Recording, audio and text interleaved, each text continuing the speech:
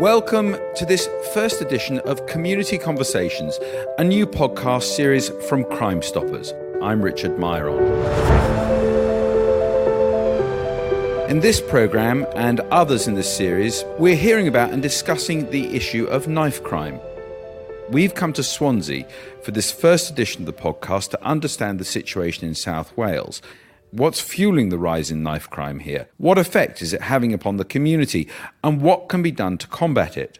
The statistics for knife crime have been climbing steadily in the past few years, and in South Wales, they've doubled in the space of 8 years.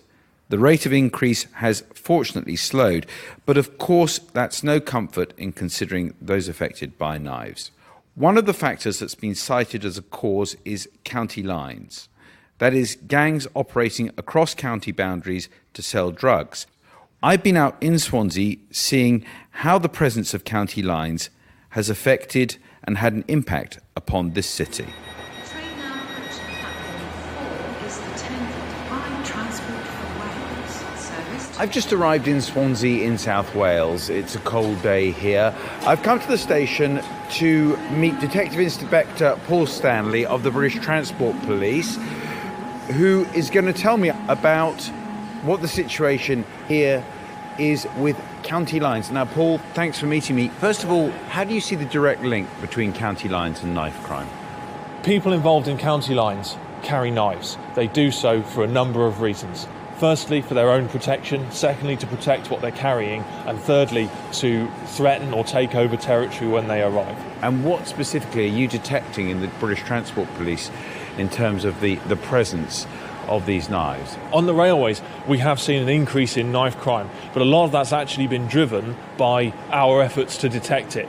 Most of our recorded knife crimes are us finding weapons on people that we stop through our anti-county lines activity. We quite often run knife arch operations here at Swansea railway station. We use drugs and sniffer dogs and plainclothes officers. We don't routinely deploy knife arches. They're brought out for operations, sometimes on the basis of intelligence, and sometimes we like to use them as an engagement tool or to provide a deterrent. If you don't know that we're going to be running an operation on any given day, then you can't travel safely with a knife. And if someone chooses to travel without that knife, well, that makes the railway a safer place, so our operation's been successful. So, Paul, thank you very much.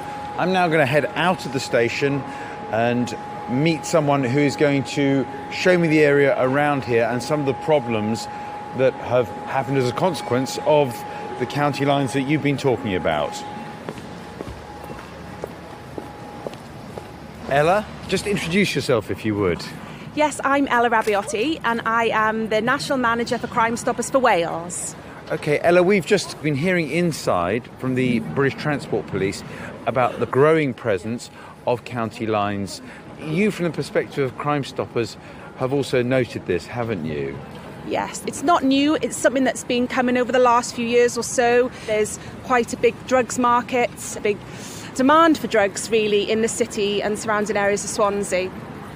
You're going to take me, I gather, to see some of the areas where more vulnerable parts of the community live and some of the consequences of the importation of drugs into this area and also about knife crime. Should we head off? Yeah. So, Ella, we're in an area not that far from the train station where we just met. Got railway arches to my right and to my left a number of buildings. Where are we? So we're in the Strand behind the train station, and you can see there's a number of hostels which house homeless people, transient people, those who are living in chaotic transient lifestyle.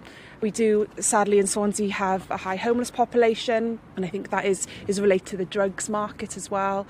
Now, you were saying how there has been, of course, this influx of drugs into Swansea as a consequence of the county lines. What are you seeing in terms of its effect upon crime and the types of crime that are going on around this area? There's certainly been a recognition that there's a growing worry around the use of knives and knife crime. And although we haven't seen perhaps in other cities where you've seen a lot of knife attacks or visible things happen on the streets. There's a worry there's an undercurrent of drug gang members potentially carrying knives and the knock-on effects that's having. So the focus of your work is to try and get these knives off the streets before they can cause the kind of injuries and deaths that we've seen elsewhere. Yeah, I think it's a two-pronged approach. So the police are stopping and searching, they're trying to take the knives off the streets, but through Crime Stoppers, we're educating the public, we're encouraging people to speak up and report about knife crime anonymously. And then through our Fearless Youth work, we're trying to educate young people and talk to them around the myths that they may be safer if they carry a knife, but actually, if they carry it, they're even more likely to get hurt themselves. Ella Abayotti from Crime Stoppers, thank you. Thank you. So there we heard a vivid explanation of what's going on in Swansea. And to hear more about this community, I'm joined by three panellists. Alistair Smith, who is a senior youth worker for Fearless, which is part of Crime Stoppers and addresses young people. Alistair was for 25 years a police officer in this town. Also joining us is Carly Torlop, who is a youth worker and team leader at the YMCA. She works with young people in and around this city. And I'm joined by Jack, who is 21 years old and has very direct experience of the impact of both drugs and violence in this town. We're also recording this in front of a specially invited audience, and we are welcoming their comments and questions throughout this podcast. Now, Alistair, let me start by asking you, as I said in the introduction, you've had many years of experience here. What's changed here in Swansea in recent years? I don't think it's a straightforward, I've got a straightforward answer. Looking at from when I first became a police officer many years ago, things were slightly different. People's perceptions of what is okay, what they feel is acceptable, and the type of crime and behaviour that people seem to think is it's okay, it's normal, that's what happens, that's the way life is. It just seems to have evolved and changed as time has gone, and I would certainly say that there is a bigger impact on not just Swansea but across the UK of drugs and violent crime. You said to me earlier, Swansea, we used to have car crime. There wasn't so much of knives in the way in which we've seen it. So there's clearly been something which has changed in this town. A lot of it, my experience, is drug related because of things like county lines gangs and the easy access to drugs. It's changing people's attitudes with the people selling drugs, buying drugs, particularly the people who are running the drugs for the county lines gangs. There is seems to be a need for them to carry weapons, which in turn is feeding violent crime because they're looking at protecting the drugs and the money that they've got. And it just seems to be spilling over into the younger generation where they're all feeling affected by it, either from fear, carrying weapons for safety, or just being involved in drug criminality. Carly, you work with young people in Swansea, some of whom are quite vulnerable. How are you seeing the impact of county lines upon these people? What's it doing, as it were, to those you interact with? I've been a youth worker now, working in different areas of Swansea for about 11, 12 years, and it's definitely not like what it used to be. When I first started youth work, young people were out on the street, they were, playing games, they were able to, just hang around street corners, and they were, they would engage in youth clubs. And what we're seeing now over the past 2-3 years, I would say, is when we're doing outreach as an organisation, the young people they're not there, and if they are there, they're not wanting to engage because they don't want to be seen and they want to be hidden. There seems to be within Swansea a lot of unknown young people that are not engaged within organisations, and so these types of young people are not even signing on at the job centre because they have no need to sign on at the job centre because they've already got a source of income. And so you're suggesting that there are people who are not in contact with those who can help them because they're getting money from elsewhere, maybe illegal sources, And that's obviously a great source of concern for you. Yeah, and for them, it's normalised and they don't see it as an issue because it is a lifestyle that they are maybe used to, or they've been brought up in, or they've been in a position where they've had to choose that because of situations that have happened to them and they've had no control over. We are up against a lot, I think. And so as a youth worker, sometimes we are lucky to have a young person that's willing to engage and we're able to steer them on the right path. And sometimes it's just it's prevention and intervention. Jack, you were nodding your head there as you were hearing some descriptions made by Alistair and Carly. You're 21 years old. You've lived in Swansea for 10 years. You come from not that far. Not that far, no. Okay, so tell us about your experience. I got kicked out when I was 16 years old, like forced out onto the street. Not from that sort of lifestyle at all. I come from a good family. I just made stupid decisions and then got forced out onto the street. And then I've had to adapt my way of living and my lifestyle and the way I think, so I'm able to survive out there. I've got friends who have died because of knife crime. I've got friends who are in jail because of knife crime. I've got friends who are in jail because of drugs, who are dead because of drugs. When I first moved to Swansea, I was oblivious to all of this. I was oblivious to everything, like all of this sort of crime, didn't hear about it. I moved to Swansea and then it's just gone up in the past few years. As I've been exposed to it all, it's just shot up because I can see it happening and I can see it increasing because I've been there. Do people you know hold knives, have knives? Yeah. People I know carry knives because they're selling drugs and they don't want to get robbed, or they owe people money and they don't want to get stabbed themselves, or, do you know what I mean? They're just scared because you don't know what's going to happen these days. Like, I know people who are carrying knives just for the sake of having one on them, just in case something happens. If you're on your own on the street, that's it, you're on your own. Like, do you know what I mean? Swansea ain't a place where you've got people to back you or people to help you when you're out there on the street. That's it, like, that's it. You live here. I mean, are you afraid? I used to be. After seeing it all, it doesn't faze me anymore. I got two little brothers, like, do you know what I mean? I've come out on the good side of all of this, thank God. But I can't be scared for them. So I mean, if I'm scared and if they see that fear, then it's going to put fear into them and then might force them to carry knives as they grow up. They need to see that I'm strong and that they need to be strong and that they can look after themselves in this world without knives and stuff. Amongst the people you know, do you see the presence of knives and drugs spreading, or do you think that somehow or other what's happened is a warning to people, or is it just... It all depends on what sort of situation you're in. It all depends on what sort of drugs are involved, what sort of people are involved. Because with drugs come certain types of people, with certain drugs come certain types of people, with the dealers, with the users, with the people who are supplying it, with the people who are making it. It's all different. Alistair, we got a very vivid and quite frightening picture there of Jack's experience. How does that resonate with what you're hearing and seeing amongst the young people that you're interacting with? I would agree with everything he said there, looking at the way attitudes have changed and the accessibility to drugs, what with the county lines gangs not just being there to supply them, but pushing them out there and making them available in all sorts of areas of the community. Looking at the people, the runners who are moving the drugs around, their protection, knives on them for their protection. They've got to protect their property. And then you've got the youngsters that I'm certainly speaking to in the school.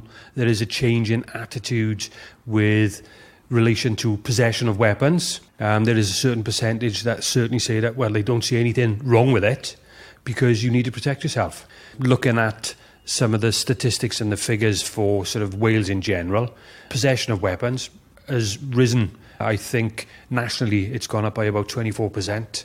In Wales, we've got a problem with possession more than anything. But then you've got cities like Cardiff and Swansea, which have got their own problems with violence surrounding knife crimes and things like that, and that's where other organisations and institutions need to help and tackle it. The police are certainly doing their bit with Operation Sceptre and sort of things like that, and it's for organisations like Fearless and Crime Stoppers and the YMCA to try and get to people and sort of help educate them about the dangers of it. Is one particular aspect here of county lines and the prevalence of knives also the age, that it's targeting young people who are, as you say, the couriers or maybe those selling drugs, and that young people therefore are holding knives and maybe they don't realise just the lethality of a knife and what they're involved in. Yes, looking at the age range where people are being drawn into county lines, the primary group that seems to be being targeted is between 15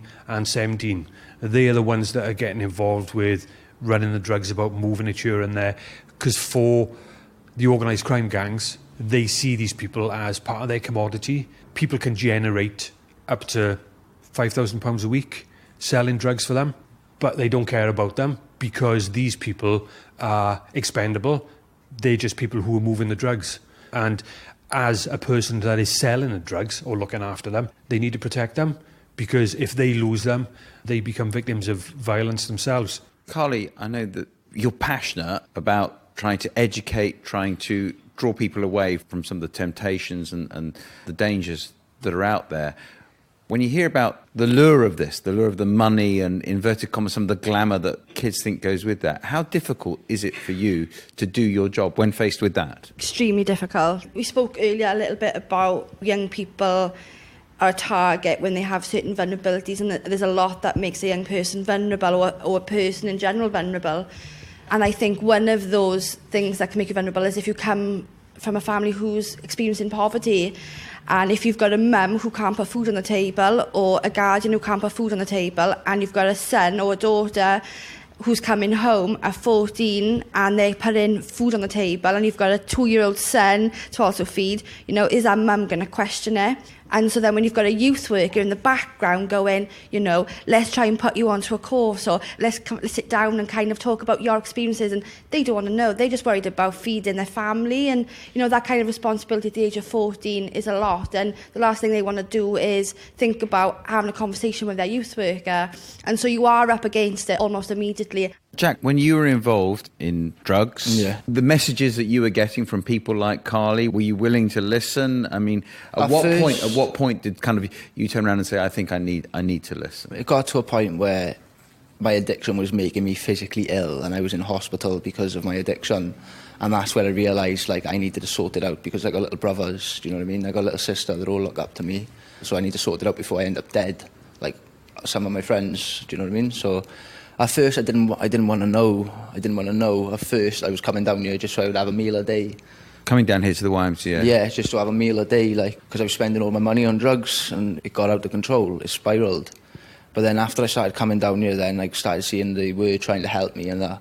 We've talked about people coming in from outside of Swansea and selling drugs. Did you see anything like that? Yeah. I got offered multiple times by multiple different people. They'll walk up to you with a wad of cash in their hand and just say to you, let me stay in your flat for 3 weeks, give you money, give you your drugs every day, do you know what I mean? They're gone after 3 weeks then. You don't see them again.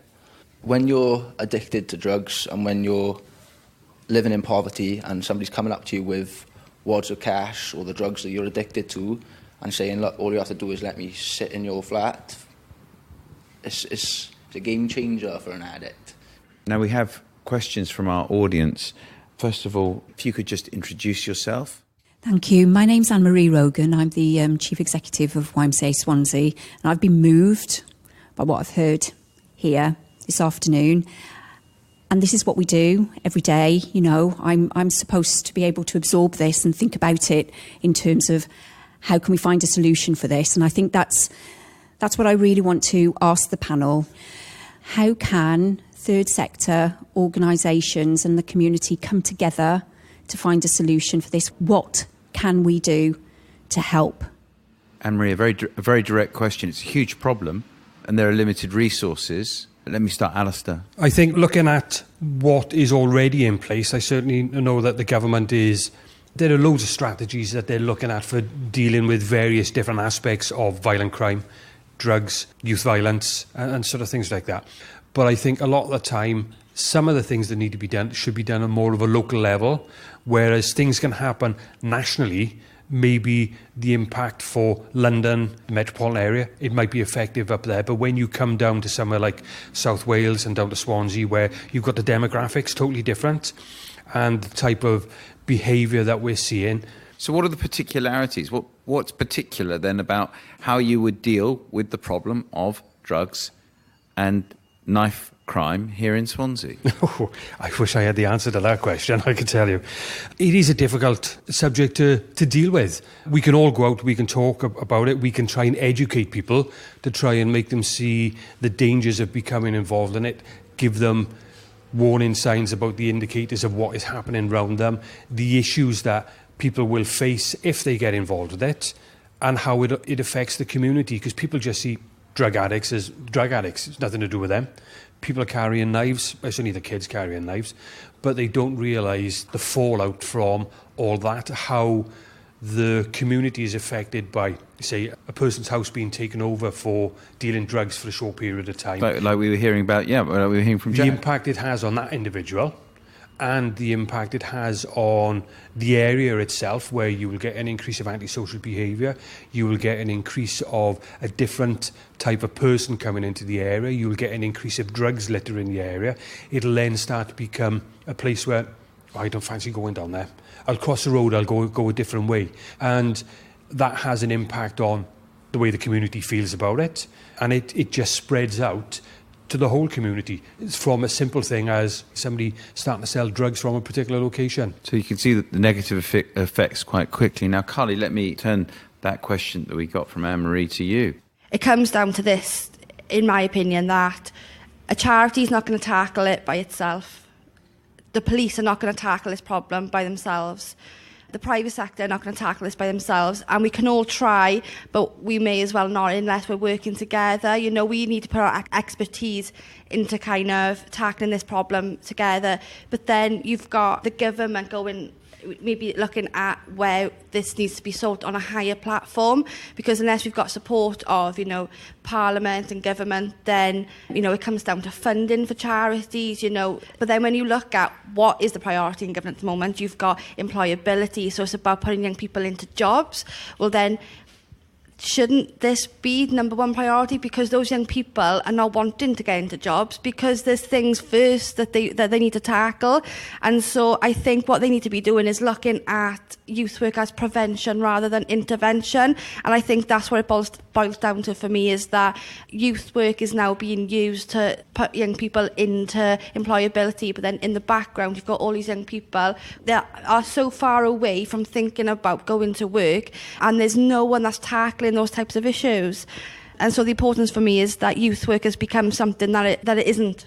You know, youth work is about working with young people and steering them into the right pathways, and also helping them develop into mature adults so they can lead independent lives. You know, we're not crisis management trained. We are helping young people to grow up rather than to fix their lives. Jack, is there anything you've heard here which you think, yeah, you know, that would work? Or is it just, you know... To be honest, all of it is very, very valid, but what I think personally is you need to find out what the youth want. You need to find out personally from them, what can we do to help you? What activities would you like to do? What sort of youth clubs, what sort of interests have you got, so we can try and draw them in? Half of them out there, they ain't going to do nothing for you unless you're doing something for them, unless you've got something for them. And that's the way they all think these days. And like, I was coming down here because I was having a meal a day. Come down, volunteer, we'll feed you. Sound. I was here. I was an addict. I wasn't eating otherwise. But if you've got someone out there, the presence of lots of money, the presence of drugs, yeah, and the threat also of knives, yeah, can what, let's say, Alistair and Carly are offering, can that overcome the temptations and the dangers of what's out there? It depends what things you've got in place for them to come away from that. Because if they're coming away from that and coming down here and there's nothing for them to do, they're going to want to go back and do something with themselves, you know what I mean? Like, when there's activities, when there's stuff that interests them, then they're willing to come down and get involved then. Like, when I was volunteering here, it was brilliant. I loved it. They had activities. I'd done the garden just opposite the building now. Went out on a boat down the Gower and seen dolphins and stuff like that. It was just really, really good. Things would make me feel good during the day, and then I'd go home and feel a lot better about myself. Now we have another question Yeah, hi, I'm Gemma Wolfe. I'm the Serious Violence Prevention Coordinator for the South Wales Police and Crime Commissioner. And they're more observations than questions, I guess. So first of all, obviously, historically, I think it's been seen as very much a policing issue, but I think particularly in South Wales, we moved forward massively. Now partners are working together to tackle some of these issues. I do recognise we've got some way to go with that as well and working together. I think part of the issue is that there's short-term funding being given to solve long-term problems, and that's always going to be a massive issue. But I think the more we can kind of pool resource and maximise resource together, we can work against some of that. I think part of the solution is to work together to understand the current drug markets, drug users, the associated vulnerabilities, and our drug treatment services currently fit for purpose. I think that's a massive issue. We know that county lines to youth violence, obviously the key driver is drugs, and I think particularly in Swansea we are seeing that escalating locally. I think the policing element is vital, like with OpSceptor and that enforcement and disruptive. Can you tell us about Operation Scepter? So that's kind of dedicated resource, particularly in Swansea and Cardiff, where we know county lines issues are escalating more prevalently than other areas in South Wales, but it's dedicated force looking at intelligence sources and targeting certain areas, certain properties, certain drug gangs, and taking away their drugs, their money, and doing some dedicated work around that. That is really important. There's a place for that, but I think we need the early intervention and prevention work to work alongside policing and to intervene at a much earlier point in these young people and vulnerable people's lives than maybe we have done in the past. Before we come to the panel for a response, there's another question there. If you could just identify yourself, please. Hi, I'm Ross Williams. I work for Coastal Housing. Like Gemma, I had a couple of observations before that. I think what we're hearing from the panel is a bit of a perfect storm as well, coming from an increase in knife crime, which has come from an increase in poverty in these communities that we're talking about, particularly in areas of Swansea and other cities. And there are people who are capitalising from that poverty in communities. You've got cuts to third sector where charities and organisations such as the one we're hosted in today in YMCA Swansea are fighting over pots of money with others, which make it very, very difficult, and resources go into that space when they could be better spent. I just wanted to pick up on Jack's point. I think that with that perfect storm comes just a complete collapse in aspirations for young people in community. And I think Jack makes the very important point that if you want to understand what young people want, ask them, because that's where you get buy-in from people, that's where you continue to engage with people, and that's where effects are seen on other organisations like the police have reduced reoffending. I work in a housing association where there's then reduced evictions and less community issues, less antisocial behaviour, and those communities can be a place where people are proud, not where they feel threatened if they walk down the street. Okay, thank you, Ross. I want to pick up on one point that was made by Gemma about policing. Now, Alistair, you have both been a police officer and now you work with youth in Fearless and educating young people. There is this view that young people now don't want to engage with the police. We've heard also about an anti-snitching culture and so on. How difficult is it in this environment for the police to do their job, where they may be seen to be, by young people, maybe the enemy or a threat? That's a complicated question, but the snitching issue, that's a big thing with youngsters at the moment. Whenever I go into schools, youth clubs, whatever, and I'm talking to them about reasons why young people aren't reporting crimes and sort of things like that, snitching is one of the biggest terms that comes up, because the term they use is snitches get stitches. So there's a fear element.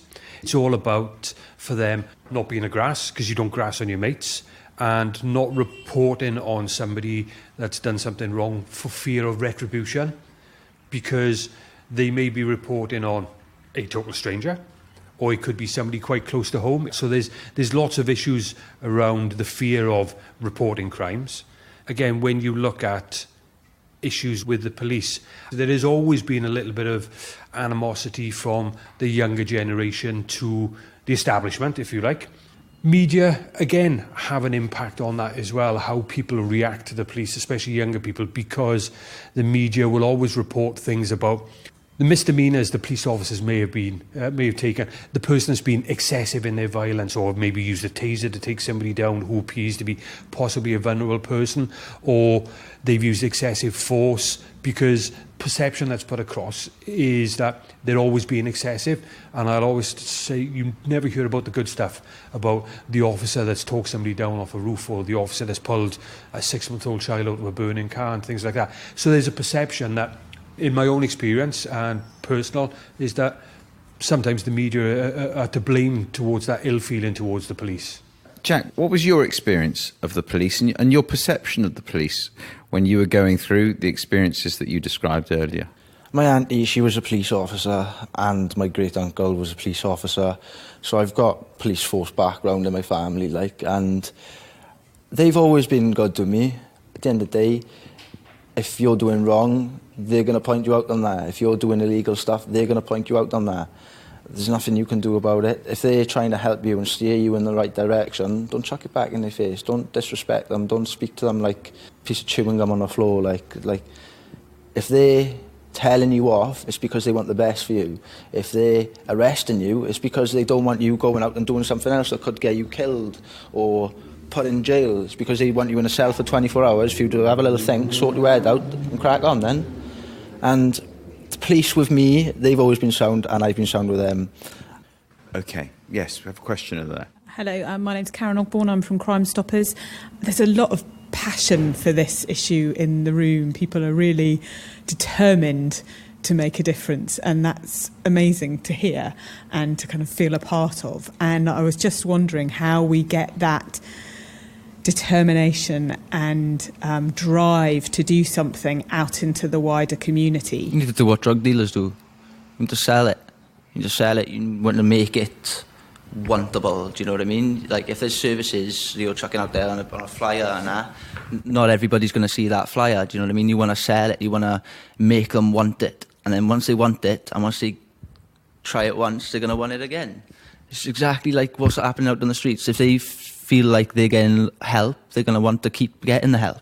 So, thanks, Jack. Sorry. No, that was great. That was a great insight. I didn't know how else to put it, to be honest. So. Carly, isn't there a danger that, Alistair also referred to this earlier, that people don't want to know? It's a problem. It's someone else's problem. It's the problem of people living down near the station, not out in the suburbs. They don't want to know. How can you get people to really engage with this issue of both drugs and knives and to really care about it? I think this is a great start to begin with, doing this type of podcast where it's going to kind of get a lot of people listening and a lot of people interested into the topic, and also having the opinion of young people who are living it and breathing it and have had those raw experiences. It becomes real, we can't hide it anymore.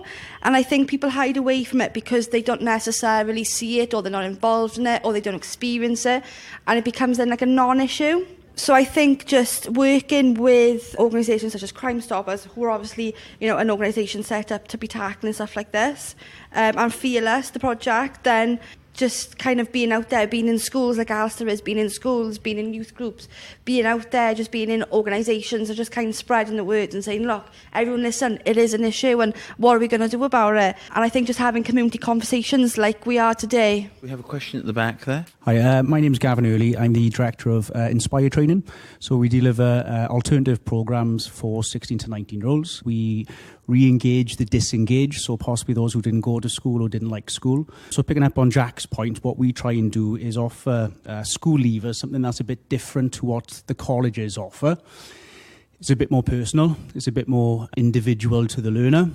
We started off doing sports, fitness and outdoor pursuits, so we were trying to engage these young learners to offer them activities like Jack was saying, jumping off the cliffs into water, being part of a team, doing tag rugby, maybe doing a football competition.